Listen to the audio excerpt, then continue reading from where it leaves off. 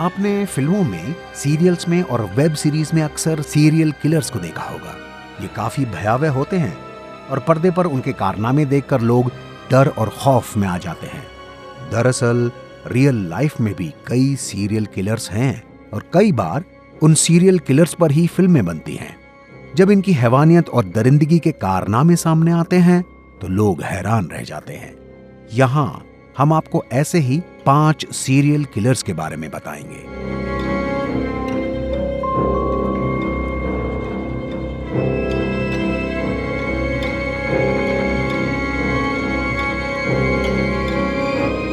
देवेंद्र शर्मा।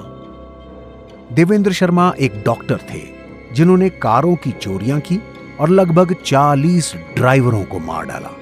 देवेंद्र शर्मा आयुर्वेदिक दवाओं के डॉक्टर थे जो लगातार अतिरिक्त कमाई के लिए दूसरे तरीकों की तलाश में रहते थे। इसलिए उसने 2002 और 2004 के बीच यूपी, गुड़गांव और राजस्थान के आसपास के इलाकों से कारों की चोरियां और ड्राइवरों की हत्या करना शुरू कर दिया।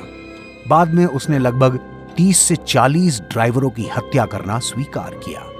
उसे 2008 में मौत की सजा सुनाई गई। पिछले साल सामने आया कि उसने 100 लोगों की हत्या की थी और उनके शवों को मगरमच्छों को खिला दिया। निठारी किलर्स। नोएडा का निठारी कांड काफी चर्चित रहा। निठारी के हत्यारों को 16 से अधिक बच्चों के बलात्कार, हत्या और अपहरण का दोषी पाया गया था। मोहिंदर सिंह पंढेर नोएडा का एक धनी व्यापारी था जिसे 2005 और 2006 के बीच निठारी गांव में 16 लापता बच्चों की खोपड़ी की खोज के सिलसिले में उसके नौकर सुरिंदर कोहली के साथ गिरफ्तार किया गया था। इन दोनों लोगों पर बलात्कार, नरभक्षण और अंग तस्करी का आरोप लगाया गया था। इनमें से कुछ आरोप सही थे जबकि अन्य महज अफवाह थी। कोहली और पंढेर दोनों को 2017 में मौत की सजा सुना दी गई। Bikini killer.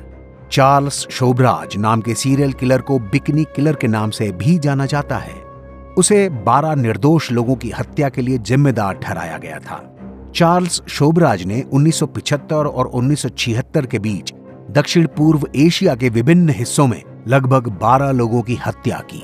अन्य हत्यारों के विपरीत शोभराज पीड़ितों को मार डालता था और फिर अपनी भव्य जीवन शैली चलाने के लिए उनसे पैसे लूटता था। फ्लोरल बिकनी पहने महिलाओं के 2 शव मिलने के बाद उसका नाम बिकनी किलर रख दिया गया।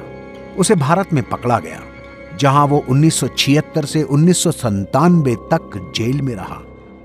बाद में 2004 में उसे नेपाल में गिरफ्तार किया गया। ऑटो शंकर।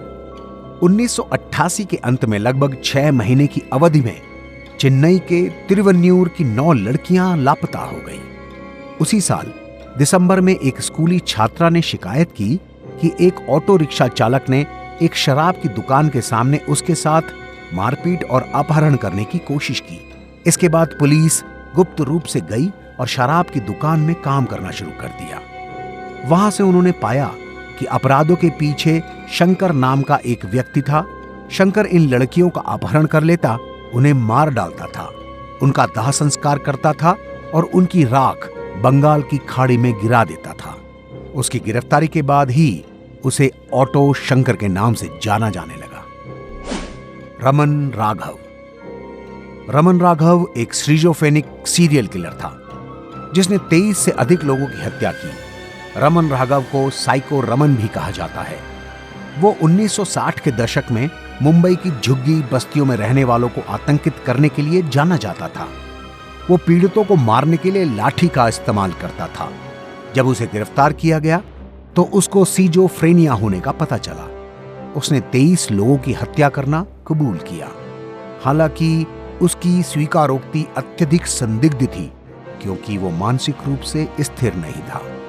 1995 में उसकी मृत्यु हो गई।